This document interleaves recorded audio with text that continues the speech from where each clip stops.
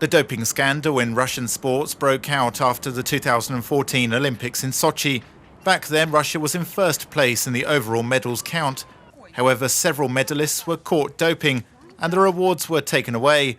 Later, it was discovered that the Moscow anti-doping laboratory fabricated the results of the athletes' tests. At the 2016 Summer Olympics in Rio, Russian track and field athletes were banned from participation.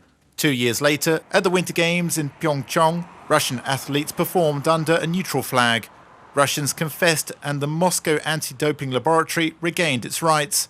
But it turned out that the falsifications continued. At a special meeting, the World Anti-Doping Agency banned Russia from all major athletic events for the next 4 years.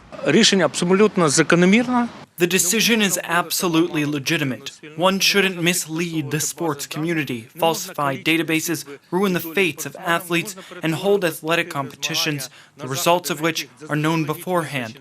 So, Russia has paid for it. Russia is automatically excluded from the 2020 and 2022 Olympics in Tokyo and Beijing, and from the 2022 FIFA World Cup.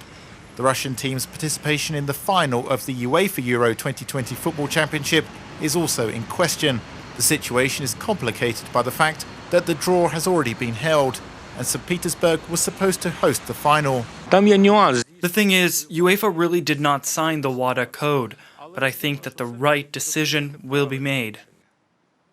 Russia's exclusion from competitions doesn't mean that no Russian athletes will be able to take part. Those whose results are clean will have a chance to compete in the Olympics under a neutral flag.